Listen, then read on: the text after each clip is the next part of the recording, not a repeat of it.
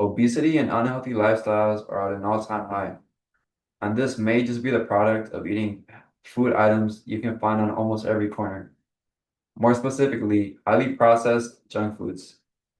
As the writers for Current Science, Volume 124 state, there is a huge global concern about the strong correlation between health deterioration, obesity, and junk food.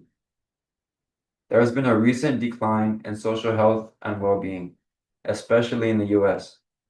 An enormous population of people are becoming diseased by unhealthy food consumption and therefore unhealthy bodies, and not much is being done to stop it or slow it down.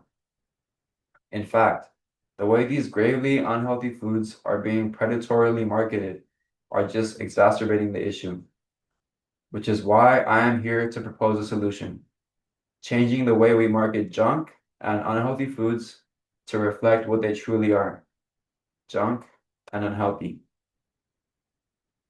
Many recent health-related issues are being found to be byproducts of harsh ingredients and chemicals, like the ones used in junk food processing and packaging. For example, the consumption and bodily absorption of artificial dyes, microplastics, phthalates, and PFAS, or forever chemicals. These are all found in everyday junk food products and their packaging. The Gilling School of Global Public Health conducted a study on exactly what this means for us, the consumers, and found that two types of PFAS, forever chemicals, PFH-XS and MEF-OSAA, were found in higher levels in participants who reported eating more ultra-processed foods, and especially among adolescents and those who were at or below a healthy body mass index. These findings point directly to artificial packaging as a huge culprit in the distribution of the many harsh chemicals we are ingesting and eating with these foods. And it's not just the attention-grabbing packaging that's harmful to us, but the food itself. Scientists at Harvard Health Publishing found that diets rich in ultra-processed foods were linked to increased risk for premature death, cardiovascular disease, mental health disorders, diabetes, obesity, and sleep problems. For obvious reasons, this is an enormous threat to the people who consume these foods, especially if they consume them on a regular basis. Studies have shown that this unhealthy consumption plague is especially the case in the US, which is globally known to have a much higher rate of disease and obesity than most other countries. And it's for these same reasons. As writers at the University of Alabama and Birmingham State, the average American diet consists of excess sodium, saturated fat, refined grains, and calories from solid fats and added sugars, all ingredients found in highly processed junk foods. Another study was described by writers for the Encyclopedia of American Food and Drink, detailing that 44% of Americans eat fast food at least once a week, and American adults consume about 11% of daily calories from fast food. If we know that highly processed junk foods are bad, why is it becoming more socially acceptable to eat them? Because of the recent spike in media use and predatory marketing, the acceptance and even promotion of consuming these unhealthy foods are on full display everywhere.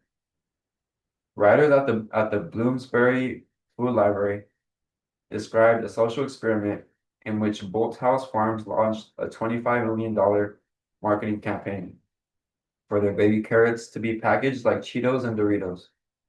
They created a catchy slogan, playful packaging, and stocked them in vending machines just like any other junk food. Just these simple marketing tactics boosted their baby carrot sales by 13%. But this doesn't only apply to the way these foods are packaged. On social media, we see large numbers of people making a living off of promoting unhealthy foods and bad eating habits. On the TV, we see commercials of kids smiling and laughing while enjoying their favorite junk foods, encouraging people to do the same. In real life, we're seeing larger and larger percentages of people who are overweight and unhealthy. As the publication Prevalence Patterns of Overweight and Obesity in the World states, the population of the obese and overweight increased more than double since 1999. And currently, almost 2.5 billion adult people live with obesity and are overweight. So to answer my own question, it's becoming more socially acceptable because we see it everywhere in our daily lives. It's creating a new societal norm of living and eating unhealthily. Not only are these unhealthy foods more widespread, but they're cheaper too, meaning that these food items are very easily accessible to anyone, especially those living in lower income communities. This has created a disproportion in good versus bad health between the rich and the poor. As another piece from the Bloomsbury Food Library states, the global industrial diet has created a two-tiered system of nutritional classes in which the poor eat lower quality food and more of it compared to their wealthier counterparts. Simply put, the wealthier people can afford higher quality and more expensive food, while the poor must get by on whatever they can afford, namely obesogenic foods.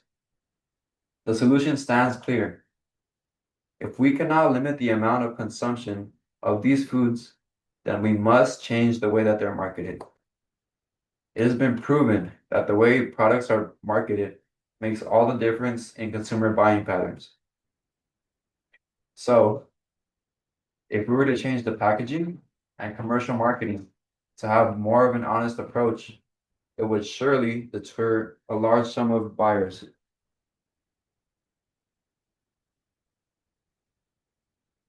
We could create packaging with less visually friendly imagery, highlighting the effects of consuming the highly processed food materials. We can also create distinct nutrition labels of every harmful ingredient in the food item and exactly what they do to the human body. We would then have a much greater chance at lowering the disease and obesity rates that we are currently facing. I know this is not an easy feat, which is why I have come up with some ulterior options. One being creating more city gardens that are open to the public to promote non-processed food consumption. Another being setting stricter limitations on food aid services to have them only work for healthier food options to promote healthier eating habits. And lastly, we can create more health-oriented education material to educate people on the consequences of unhealthy food consumption and healthy food consumption. Ultimately, our health is up to us as individuals, but we can all still come together to try and create a more health-conscious country and society. As Igba and Yoruba once said, it takes a village to create a worthwhile change. Thank you. Right.